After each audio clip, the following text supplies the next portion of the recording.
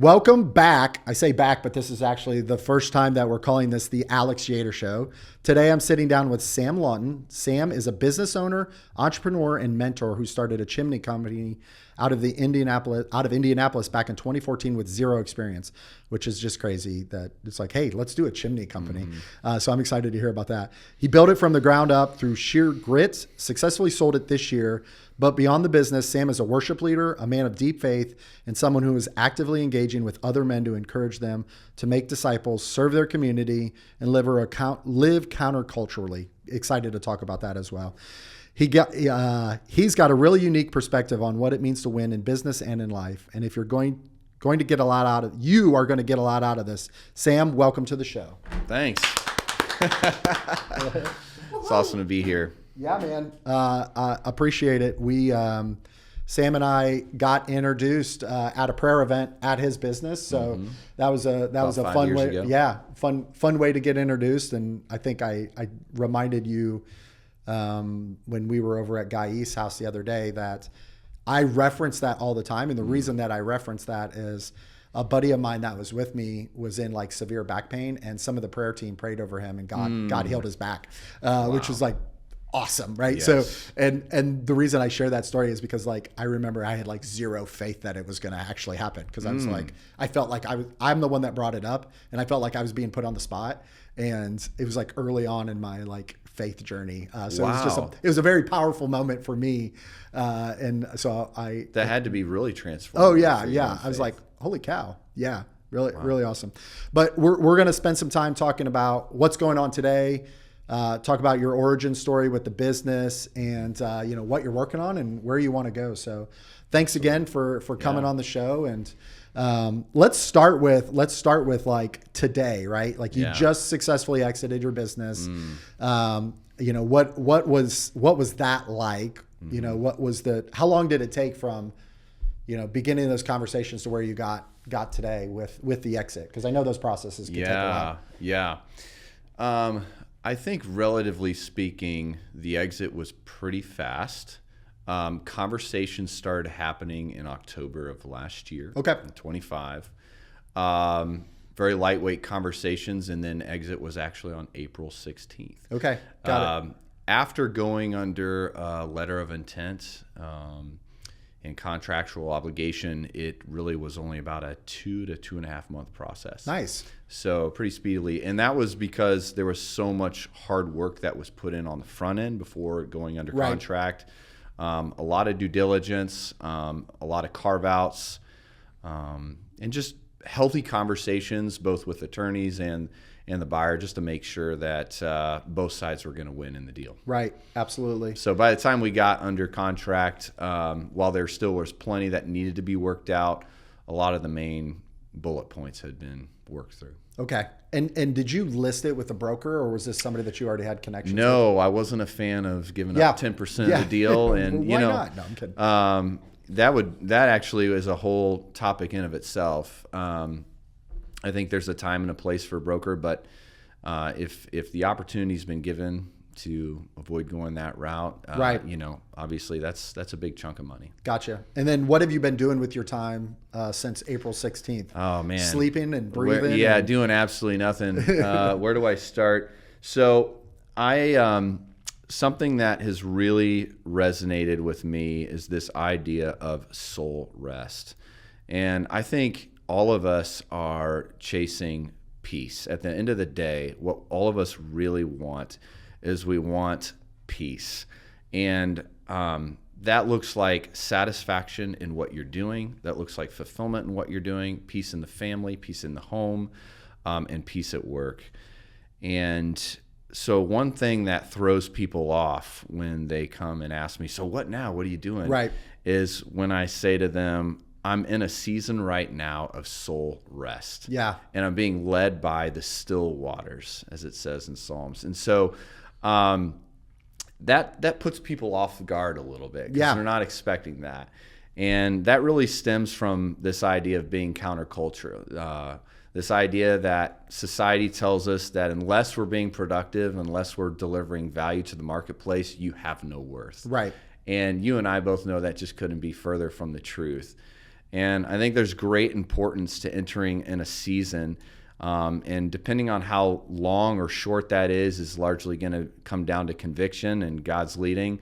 But for me, it's been incredibly fulfilling and exciting to enter into a season and to allow a season of soul rest to take place. Because guys like you and me that are go-getters and drivers and entrepreneurs and self-starters, the natural tendency is not to kick back. Right. It's actually the opposite. It's to lean in and what's the next thing I can get my fingers in? What's the next opportunity and business development thing out there and shiny object, so to speak, when reality, our soul is saying, hey, hold on. And the Lord may be calling you to something different. He wants time. He's a jealous God. He wants to be invasive in what we are, when invited into what we're doing. Man, what a neat opportunity that I was given to be able to do that. And so I'm experiencing things that I really don't think that I would be experiencing right now had this season not come along. And so, for example, and we can go deeper into this if you want to, but I'm starting to dream again. Yeah, nice. There are thoughts. And that's not just a statement, right? It's not like I'm starting to dream again. It's like, no, I'm actually starting nothing to dream. cliche about it. Yeah, that's awesome. Like there are feelings, thoughts, and dreams that I am having now that I have not had over the last 10 years. There's things that are coming back into my soul, into my spirit, into my mind, into my heart, that I'm going, where was that for the last decade? And, as business owners, we like to run. We like to run hard. We like to build. We like to grow. And those are all good things. But there's also a cost to that, too. Right. Oftentimes, that focus comes with a neglect of other things. And usually, that's the neglect of creativity at some level. Yep. And being a creative, just kind of in my natural lane in wiring, a lot of that kind of had to get pushed aside to where the business owner leader had. And so now that I've been able to have some margin in this soul rest, I'm getting this influx and wave of just new, exciting thoughts, ideas, and feelings. And it's really fun. So I'm starting to write again. Nice. And produce write music? again. Yes. Nice. Yes. And that's just been incredibly life-giving. I love it. Quinn and I and his two older brothers went to see Jack Johnson on Saturday night. And during the show, I grabbed him and I challenged him to write 4 songs before his birthday to play on his ukulele. And so, yeah. And how many do we have written so far? Well, it's only been six days, so nothing yet. But yeah, no, I love that. That's such a healthy exercise. Yeah. That actually just goes back to what we were talking about with Simon Sinek. Just keep producing, keep failing, and the goal to come. Yeah. Well, and you were talking about the season that you're in right now, and what you just followed up with was exactly what I was thinking. Mm-hmm. And my example is we do like big family vacations, and my older brother plans it, and my older brother had a flip phone forever. He just finally got an iPhone. He's worked the same job for 20 plus. He just moves at the pace that we're really supposed to be moving at this sacred pace. So whenever he books a trip, we're going somewhere that you're not getting cell phone reception, anything like that. So I'm like forced to unplug. And anytime I get forced to unplug, that's where creativity just starts flowing. The ideas start coming, and to be able to do an extended time of that is, you're like pulling the bow back and just keep pulling it back and pulling it back. Yeah. And we're we got reconnected, through LinkedIn, but really it was, at Guy East Group. Yeah. And Guy is the guy for that, right? And well, I want to say something about that because you're asking what now, and I am able to say yes to things that for so long I've said no to. Right. And that's what's so powerful about this season in having margin is things like Midrash and Guy's Group, being able to say yes to those types of things and experience the influx of investment and well-being that comes from being in those circles of influence. Right. Saying yes to writing, saying yes to new business opportunities, and I'm really excited about various things in real estate right now that are going on. So exploring some coaching ideas and some new business ventures and whatnot, and some investments. While at the same time being very intentional to seek that soul rest. Right. Well, and as I told you before we were recording, but before we officially were recording, there's an endless amount of guys that start a solopreneur service-based business, and then all of a sudden it's exploded, and because they have integrity, they're doing a great job with their work. But now it's like, I've got a big boy business and I don't know what to do with. And you can't, not only do you like have the knowledge of it, you actually did it yourself, and you're on the back side of that. So I'm excited to watch that and send people your way.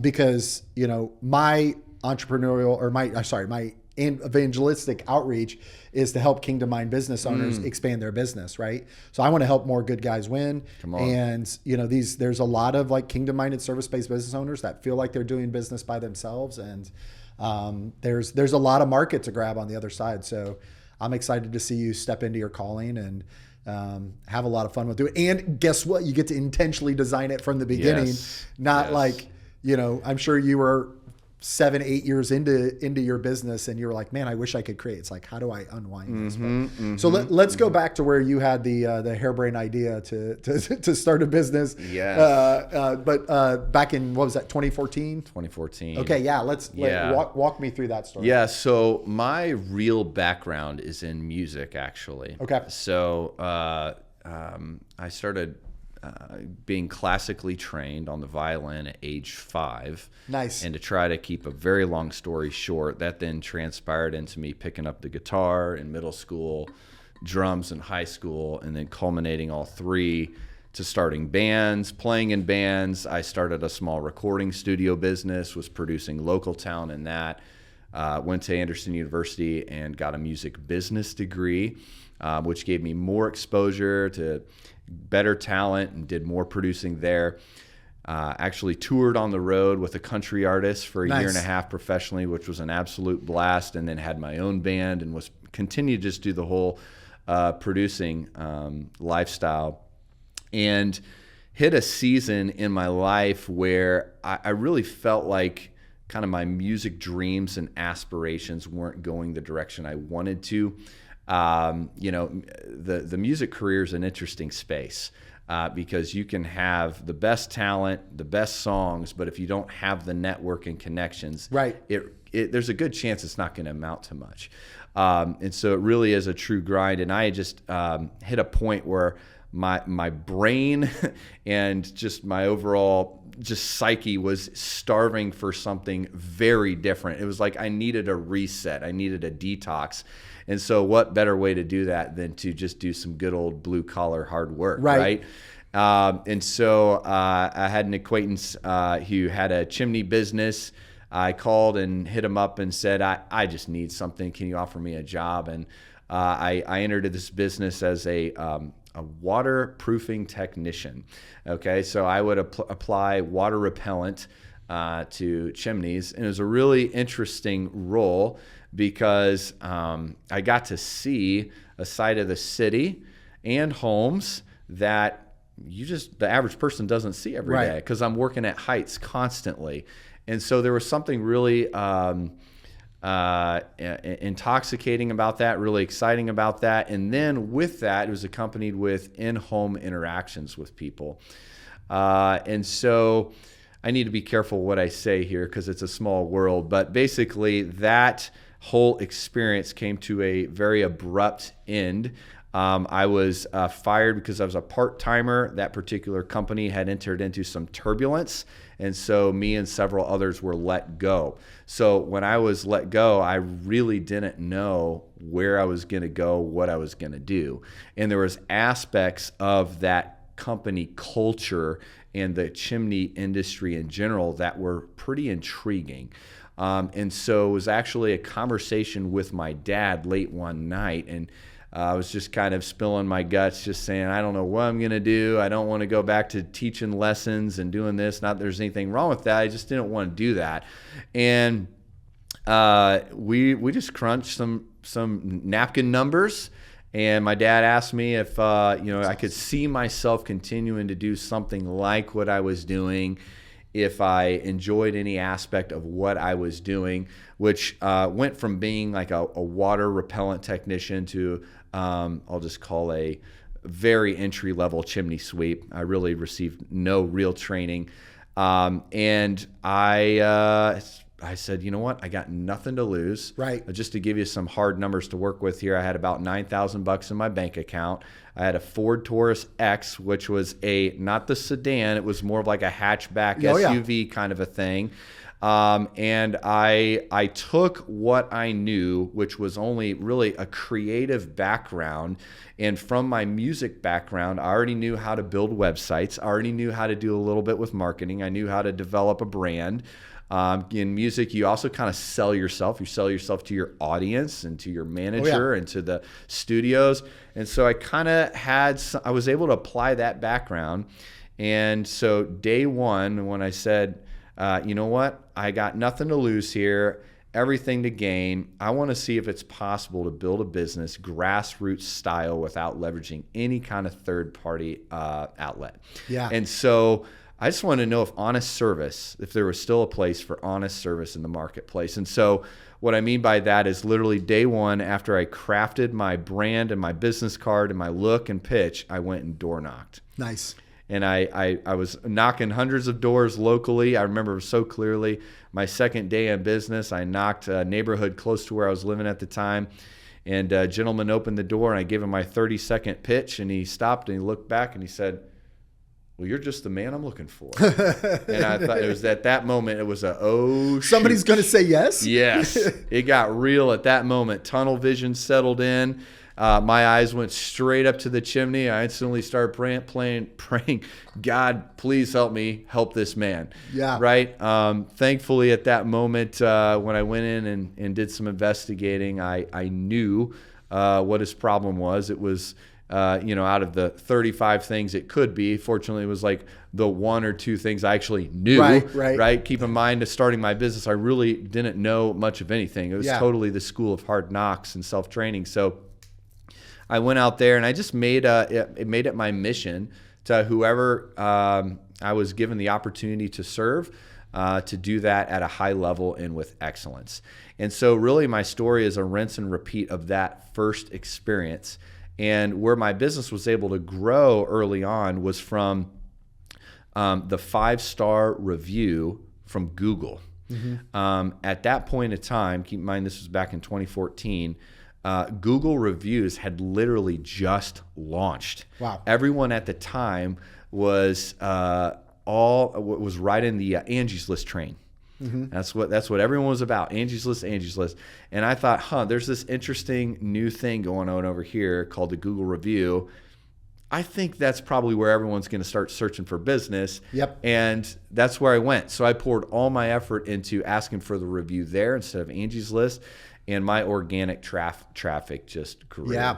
And it was so cool because that one review, that one experience is what led me to my next job, and just rinse and repeat from there. Nice. So. Yeah, and you're talking 2014, and to this day, Google reviews are so key for businesses. And as I've been, I mentioned a little bit about being involved with Evergreen AI. They build websites and stuff. And Jeff, the founder, talks about that the Google business profile, how important it is, because it's the source of truth that you can't pencil whip, right? Like you could, on your website, you can make yourself look as great as you want and cherry pick the reviews that you want to put on the website. But that phone number, that email address, that the address, all that stuff has to be verified, and all those reviews have to be verified. So it's a very powerful, and in a day and age where like the internet's not sure what's what on search, Google business profile and reviews are king. So they are king. Yeah. Having that profile is everything, because if it's not there, you don't exist. Yep.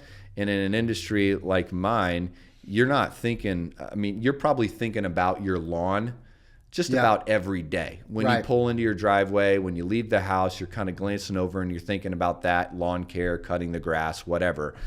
You don't think about your chimney until there's a leak. Right. Or you want to fire up your fireplace on Christmas morning and it starts smoking on you. Right. So when it comes time to call in your friendly neighborhood chimney sweep, you're going to call probably whoever pops up on a Google search. That's the first place you're going to go, and then you're going to look at reviews. And so I got to see secondhand with some friends of mine in different markets them enter the turbulence of a Google listing going down. Right. And it's not fun. And, Google's positioned themselves in a really powerful place to where they actually own all of us. Yep. Because they know that if that Google listing isn't standing, you don't exist. And there goes probably 70% of your leads. Yep. Absolutely. When did you get that first person on your team? My first hire was an office manager. It was my first real hire. And I would say that took place within my second year of operating. Oh, so you were solo for a full year. Nice. I had some guys that I would say part-time help that I had hired for labor that first year. But things got really real when I knew I'm adding to my overhead, right? And I'm paying that no matter what, if a job comes in or it doesn't. So that's when it got really real. Yeah, nice. And then at scale, was there a moment where, just talking about headcount and vehicles as an example, where things really started to explode and you went from a team of 3-4 people that all of a sudden, like at your largest, how many people did you have? Yeah, 12. And I'd say my biggest point of expansion was actually the COVID time, about the same time everyone else started to really build. That's also where, just as a business owner and a leader, I got a lot more serious. I think as guys in business, we all have a come to Jesus moment at some point. Mine just came in the form of my team coming to me and saying, "Hey, Sam, we want to see this company succeed. Oh, that's awesome. But in order for that to happen, you need to succeed. And for you to succeed, you need to start making some changes." And so right after that meeting, I went and picked up Gino Wickman's Traction and read that thing from cover to cover and started implementing EOS in my business. And I'm very pro EOS. It was by far one of the best things I ever did for my organization, was running that level 10 meeting. I cannot overemphasize the importance of running healthy meetings for your organization, getting transparency around your numbers, and bringing your team into the fold on that. Yeah, absolutely. Absolutely. So then fast forward, when did you start thinking like that you would, well, no, actually pause. Yeah.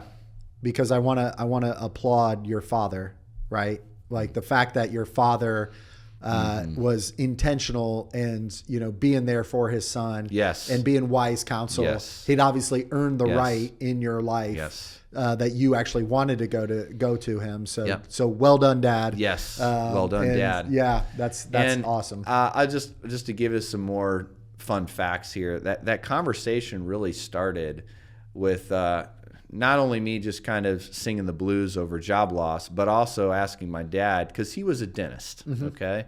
And in my eyes, my dad was always, well-to-do, and I certainly am not going to sit here and say I grew up poor. Right. And we lacked for nothing is an appropriate way to say that.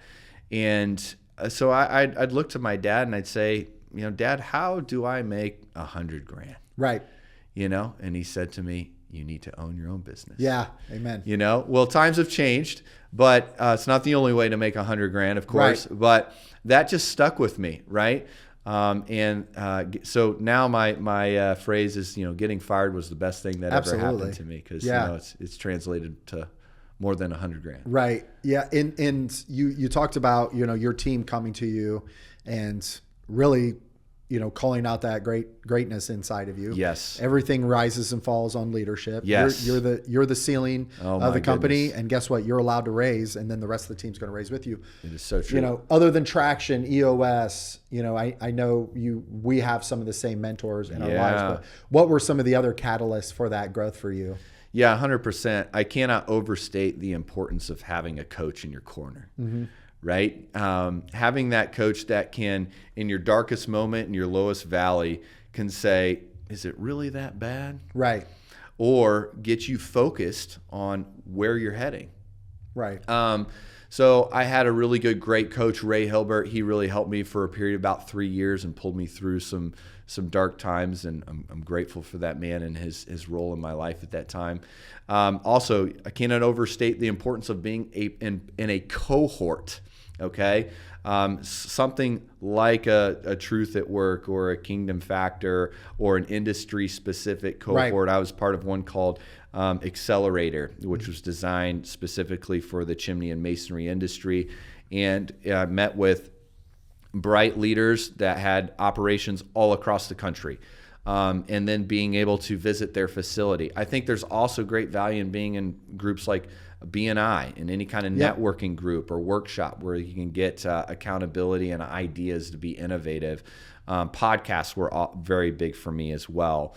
But being in a group of like-minded individuals that are also in similar seasons of growth or challenge, man, to have a safe space where you can ask your questions. Because let's be honest, we all face the same stuff. Mm-hmm. We're all gonna have days where we don't want to get out of bed. We're all gonna have a problem employee. We're all gonna have a problem customer. It's about finding the strength to get up and go through that storm and gain some wisdom from the network around you to ideally come through that storm better than when you started going through it. And that's the power of a coach. That's the power of a cohort. And of course, you and I believe that power comes from a higher power as well. Yeah, absolutely. Lord Jesus Christ. Absolutely. So, your journey with your relationship with Christ as well. Would you say that you've always been, rooted where you're at, or was it like partially through your journey as an entrepreneur? When did you really start to understand that God wanted to be a part of your business? Yes, that's a great question. I always knew that the business that I was operating was not my own. Mm-hmm. I always knew that I would not be where I am today without God's blessing, His favor, because something I've been telling other men as I meet with them is think about the amount of things that have to go right for you to be at the point of business you're at right now or to grow. Think about what it takes, the amount of things that have to go well for you to reach the Super Bowl. Your best players have to show up. Your team has to be healthy. Your coach has got to have a great plan. Right. The strategy has to be in play. The ball has to be inflated. And the weather needs to be on your side. Yeah. Right? Unless you're the Patriots, then the ball doesn't matter. That's why I dropped that. So think about the amount of things that have to go right. Well, it's true in business too.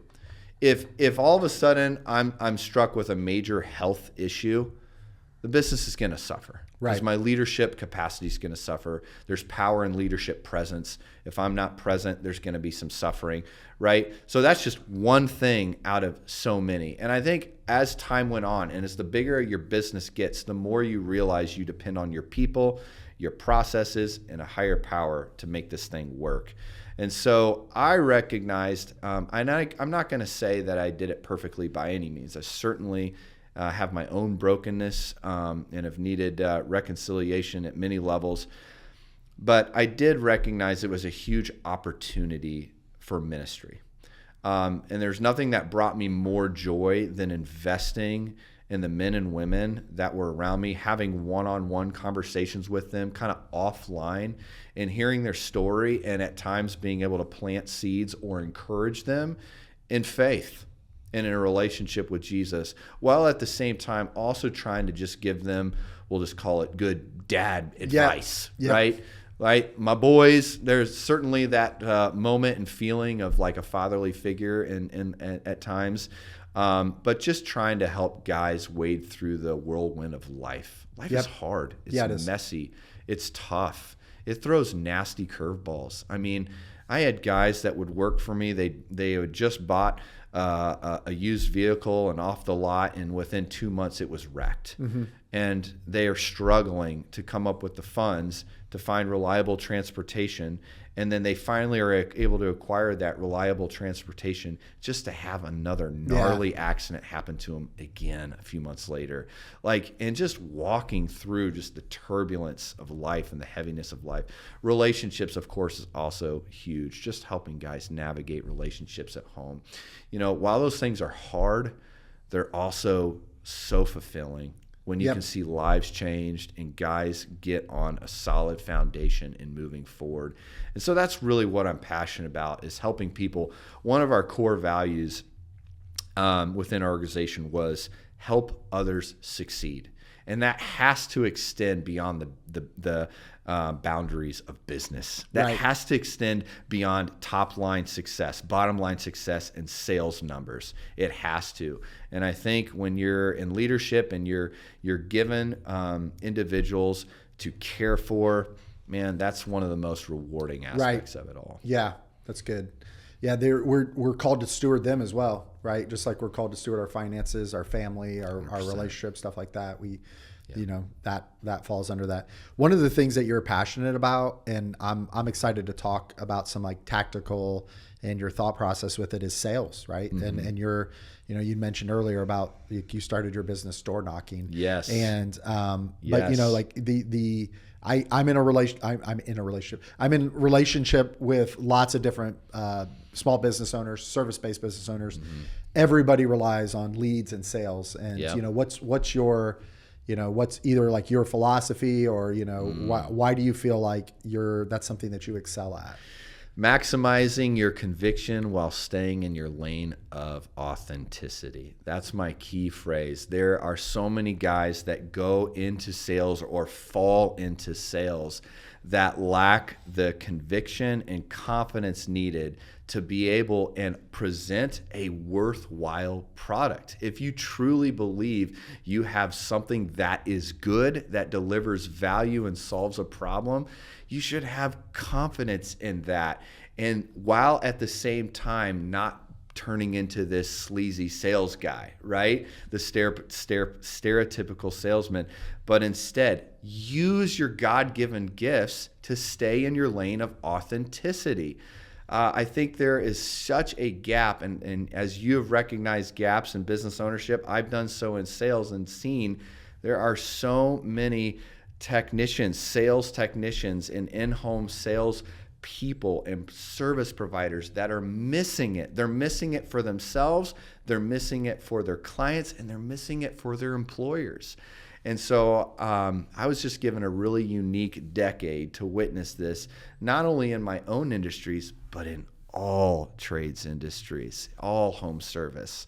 And it transcends home service, right? It's in every sector of business. You know, I just learned from a gentleman that both of us know who deals with a lot of B2B sales reps, that a lot of these people get paid a handsome salary not to sell a single thing in their entire year. And to me, that's just criminal. That's just sad, right? Because that's not only missed opportunity, but that's just disservice to the marketplace and to your employer. So I do have a zeal and a passion to help men and women succeed in the marketplace to become great salesmen, because it doesn't have to be this ugly thing. It doesn't have to be this thing that feels off or not right. No, sales is an amazing career. It's an amazing space. Businesses and homes are built on good salespeople doing their job of delivering value. So this became just blatantly obvious to me as I started hiring different companies in our local market to come and serve me and my home and family. And just recognize the delta that exists between giving them my money and what they were actually doing. You know, so many guys came to my house and never even asked for anything. They never asked for the sale. They never educated me properly. And so I just have a deep conviction about this, and that we can just be doing so much better.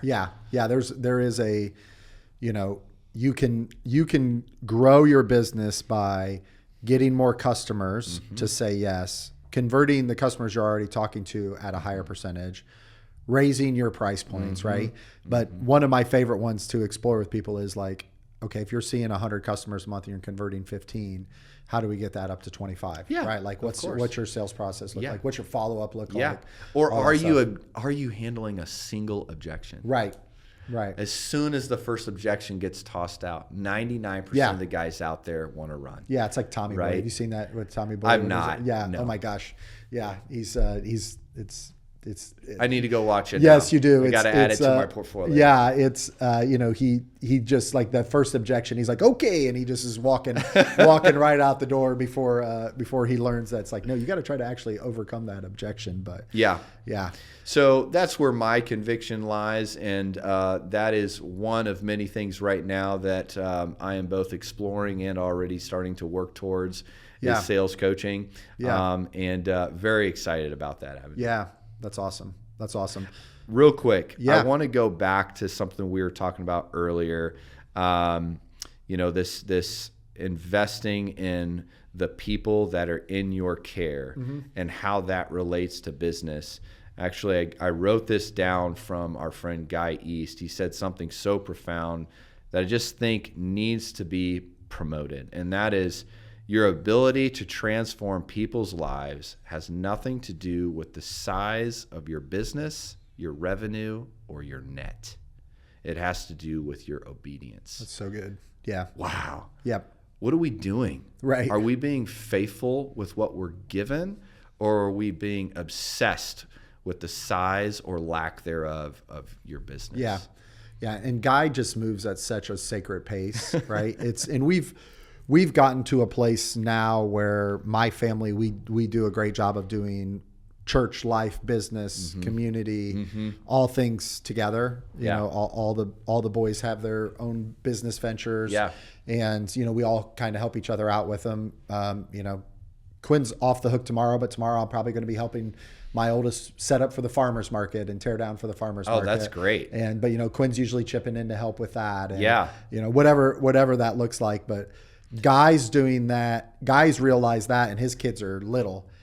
So it's gonna be fun to watch him grow. But obviously I gotta get him on the show to talk as well, because getting into the Midrash group that you and I are a part of, it's just been such a massive blessing, and in a season that I really needed it. So it was great to see you there. That was and Cyrus and other people that I had known, and kind of rekindling those relationships. Did you go to the most recent one at Cyrus's place? Yeah. Okay. Yeah. It was great. It was great. I am loving the intentionality of slowing down and studying the content and looking it through a Western lens, and Western versus Eastern lens. And, the book of Genesis was wrote for the Jewish culture at that time, and like understanding it that way, and listening to the Bema podcast.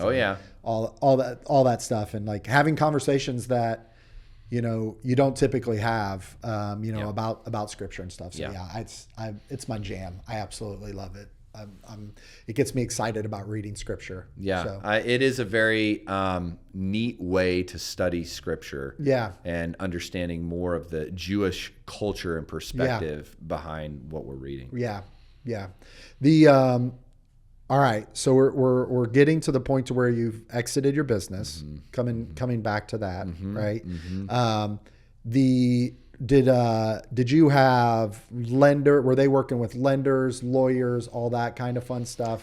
Yeah. So from what I understand, there was a small business loan, was an avenue. And then, of course, I was having attorneys were talking. Yeah, good. It's probably the simplest way to put that. We're finishing up a deal right now. I'll talk more about it offline and stuff, but finishing up a deal right now, and we were at a point we're working on the lease transfer. Yeah. Our lawyer's working on the lease transfer, the seller's lawyer's on it, the SBA's lawyer's on it, and then the landlord's lawyer's on it. It's like it's like having 4 AI agents talk to each other. It's just not gonna go anywhere. Earlier on, I mentioned that one of the things that I'm dabbling with right now is real estate, and I've done real estate transactions in the past and deals, but I'm putting a more heavy emphasis on that now, because one of the most profound lessons that I learned from my deal was he who owns the real estate holds the power. Yeah.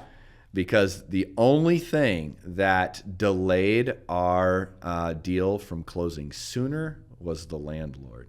Yeah. So if you can own your, and especially the business that you were in. Oh my goodness. It didn't have to be, No, it was so unnecessary. It very much felt like, Miss High and Mighty's out there on the beach somewhere could care less about us little peons over here doing our deal. And so for me, it was like, I never want to be in that position again, and that owning the keys, so to speak, it matters. Absolutely. And so in our case, fortunately, it didn't translate to anything monetarily detrimental, but it definitely shook both parties up a little bit. Yeah, slowed and frustrated the process. Slowed and frustrating the process. Yeah, that's exactly right. Yeah, and if you are, speak specifically to business owners that are like, I want to sell my business in a year or two. What can they do to prepare ahead of time to make the process move along at a better speed and also present the data in the right way? Yeah. So there's a whole lot of things that we can walk through there. Number one, there is tremendous value into having a robust and worthwhile Google business profile. Okay. Because those reviews, we've already talked about it. Right. They matter. They're buying that reputation to the market. And obviously there's a big difference between greenfielding a business from nothing and buying existing. So if you're going to be buying existing business, you should be looking for that reputation. So spend time getting good reputation, good reviews. Obviously this is a very different strategy than trying to go and buy a business for pennies on the dollar. Right. You'll be looking for the opposite if you're trying to go acquire, right? But in this particular case, the buyers that were looking at my business, because I was under 5 non-disclosure agreements, they wanted to all buy a worthwhile business. No one had any intention of getting a pennies on the dollar type acquisition. So beef up your reviews. Culture. It's big. Is the person going to come into a broken space? If they are, it's going to be pennies on the dollar. Are they coming into a good established leadership team that follows a proven process? That matters. So work on your culture, work on developing leaders that can run the day-to-day ops without you. So in my case, I had someone who was overseeing all of the field operations, another person that was over head of all of the office operations, and then I had some sub managers in there as well, and then of course all of our field technicians. So really important to have those cornerstones established: finance, admin, operations, sales. Okay. What else? I mean, brand is really important too. Yeah. How does the brand stand out in the marketplace? Does it convey what you do and who you serve? So if right now your name, I mean, you just rebranded for a reason. Right. I was in the process of rebranding. It matters. The name matters. Is it a staple in the community? Does it easily flow off the tongue? And does it convey who you are, what you represent, and the professionalism that you're going to deliver? I mean, there's a lot of things. Where else can we go? Well, and I think that that's quality powerful. Of service, right? What? Well, they wanted to buy you said it, right? Like, and people that are listening to this, if they want to sell their business, they don't want to sell it for the pennies on the dollar. They want to maximize. Yeah. They want to maximize what they've done. And so, like, I mean, do you have a sales process? Yeah. They're buying a system. They're buying a business in a box. Yeah. Right? So we had everything documented out. Not necessarily to a T, right. But the core operating procedures were all documented. Everyone knew what the week would entail. We had very clearly defined meetings and meeting structure for every day of the week. And we had an orientation process. We had an onboarding process is what I mean. So we had a system that was followed and understood by all in the organization. We had clearly defined core values, clearly defined mission statement. So, and we would rehearse those things. So when new ownership came in, they were walking into a system that was already proved and working. So, but you got to start somewhere, and I'm not going to sit here and act like I've invented a new wheel. go and buy a copy of Traction and just go through that and start implementing. That's what I did. Yeah. Starting with the mission statement. Okay. Building better people, building better chimneys, memories, and people. Yeah. Right. Starts there. That's our why. And so anytime you get off focus, you got to return to something, and it's got to be that mission statement. It's got to be that why. From there, start building your core values. From there, start documenting every aspect of your core services that you do so that you can teach and train and then scale on it. Yeah, that's awesome. That's awesome. Well, and you take that little over 10-year timeline that you had, whatever you do next, right? Like coaching, getting into business coaching is one thing.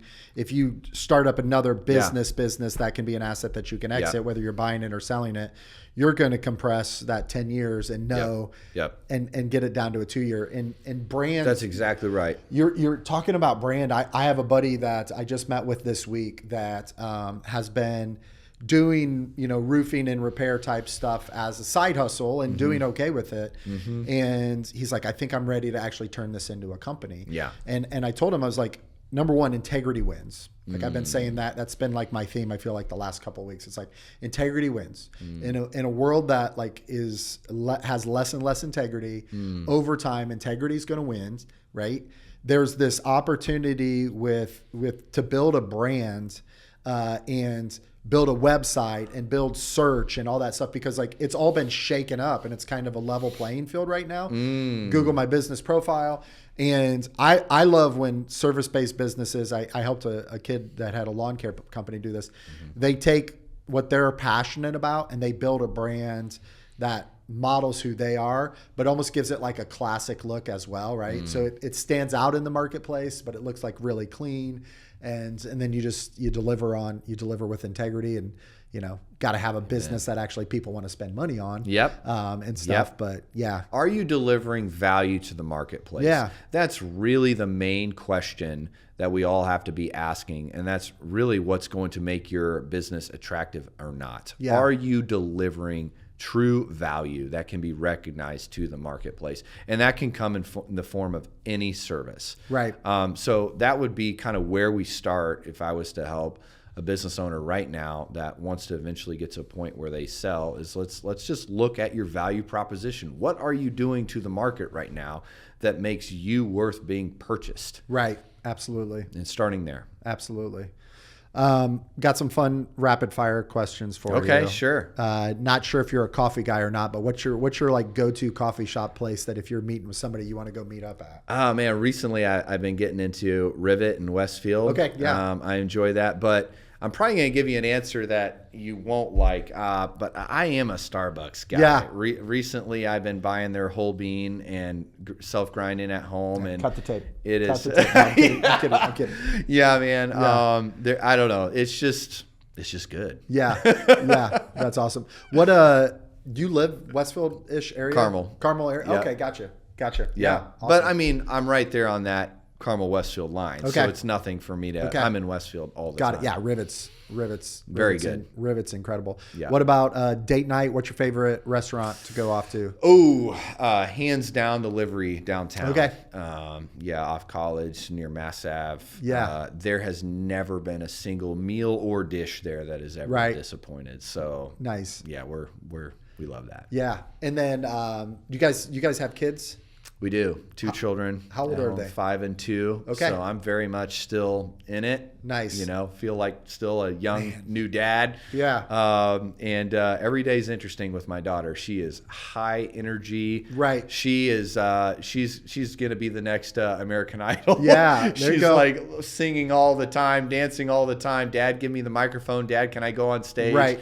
At 5. So, I'm in for a long ride here. Yeah, I love it. Love it. And you're doing worship at church still? Yep, at nice. College Park. Okay. It's one of the greatest joys of my life is being able to serve there with some just truly amazing people and amazing talent. Yeah.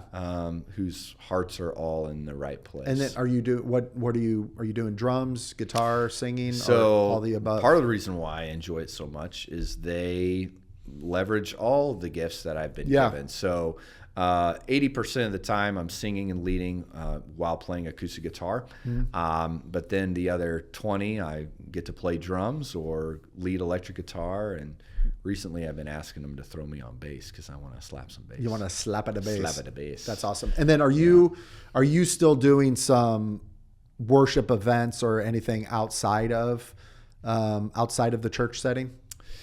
Yeah. So actually, I did just get asked to lead worship for Heart Change, okay. Which is a ministry downtown that works with women. Mm-hmm. And so I'll get to do little one-offs from time to time when people ask.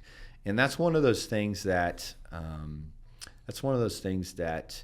I've been able to say yes to that I neglected for years. So now when people ask, I really am trying to be disciplined to say yes and just see what doors are open. And that's what's made this season so far incredibly exciting, is because there's been unexpected, exciting doors open when saying yes. Nice. What have you found to be the most challenging with this season right now? Like, let's call it the last 60 days or so. Saying no. I have some thoughts. Yeah. Again, just go back to what we already talked about. Right. Like my natural vein is to start a business today. Yeah. Like, let's go. I got a million ideas. But I think one of the best pieces of advice that I've been given here recently is just be patient. Yeah. Wait. Take advantage of the time, because I know that if I don't do that, I will have a sense of regret for not using this time to be led by the still waters, restore my soul, and invest in other areas that are meaningful and that matter. Yeah. Yeah, that's wonderful, man. You know, one of the best ways for us to be countercultural, and I can't claim to fame on this one, but one of the best ways to be countercultural is to show a lifestyle that's not busy. Right. That's not hurried. We use the word busy like we're throwing out cash. Like, this is a good thing. I'm so busy. Oh, I can't get to that. I'm busy. And we treat that like it's a good thing. Is it? Right. Is it really a good thing? Or is the fact that you have extra time to spend with your children, or to invest in your community, or go to that church event, or spend time with another man or woman who needs your time and care? Yep. You know, I was able to meet with a young guy earlier this week who's actually in a very similar season of me right now, and he's not, his outlook isn't quite the same as mine. He's struggling, and to have the margin to invest in him and know that there's an impact being made. Like, man, I walk away from those interactions feeling like I'm on cloud nine. And that's something in this season and potentially in future seasons you want to do more of, right? Oh, 100%. And so who would be, you know, if you've got the, you know, our typical listeners around 100,000, just kidding. No, somewhere under that. But, you know, people that come across this and, you know, see the clips on social media, who's the right type of business owner that you want to connect with? And then how do they connect with you? Yeah, 100%. So I'm still in the process of defining that avatar. Okay. But I would say, really, of course, I'm going to gravitate to our home service small business owners. Yeah. You know, that's a space I've operated in for over a decade. I understand the struggles. I understand the pain points. I understand what the techs go through and the owner and management staff goes through. So I can really speak into that B to C space at that level. But you know what? As I've written down and journaled my thoughts, when it comes to sales, I like helping anybody in any sales space whatsoever, right? But that is about as close as I have my avatar grafted out right now. Got it. Yeah. Well, and I will be sending people your way to talk to you. Right on. Because I think that there's, you know, literally anybody, right? You'll be able to make an impact on anybody, and you just have the heart to give and serve. And it's just a lot of fun to watch us work as a church, right? It's like we're the Big C church. And, you know, just like there's a men's ministry, there's a kids ministry, you know, there's this community of business owners that we both know a lot of that, you know, could just help each other out. And, you know, now that you've got more bandwidth to do that, it's going to be a fun and exciting season for you. 100%. So, yeah. Well, hey man, I'm really, like, first off, really proud of you, excited that you've got some time, and, you know, we're back knowing each other, and 100%. I'm here for all of it. Going to be cheering you on, and I think you signed up to come to Rally Point, so you're going to get a chance to meet the crew. We jokingly say it's just an excuse to put something on our calendar so we can all hang out together. That's right. Right? That's really how it cool. started. And so you're gonna love lots of people in the room. You're gonna probably recognize a lot of them, and you're like, man, sure. This is just a lot of fun, and that's one of the big parts of it. So that's great. Thanks for taking the time to jump on, man. If I may, I just have one little nugget, and that is for anyone that's listening that is entertaining the idea of exiting. And even if they're not entertaining the idea of exiting, the reality is we're all going to exit at some point. It's just either going to be on your terms, right, or it's not. And, practically what that looks like is either you do exit and you exit on a win, or sadly, you die in your business. And we all have known what that's looked like, and we know people where that has happened to. Or you just burn out in your business, and your business kind of crumbles underneath you, and you are one that sells for pennies for the dollar. And so my encouragement to guys is, as they are going through the art of growing a business and stewarding their resources, always at least be working on that exit strategy. And if an offer that is worthwhile comes your way, at least explore it. Because nothing is guaranteed. Tomorrow's not guaranteed. Your next year in business is not guaranteed. Another great year of growth is not guaranteed. And your manager that you rely on to run your operations is not either. So at least explore it and see what God has for you. Yeah, I love it. Awesome. Well, thanks again for taking time to come in. Oh, yeah. Thank you. I appreciate it. Pleasure. And we'll be hanging out a lot more. Yeah. All Sounds right. good. Thanks, Alex. Good over there? Yeah. How long do we go? We always go way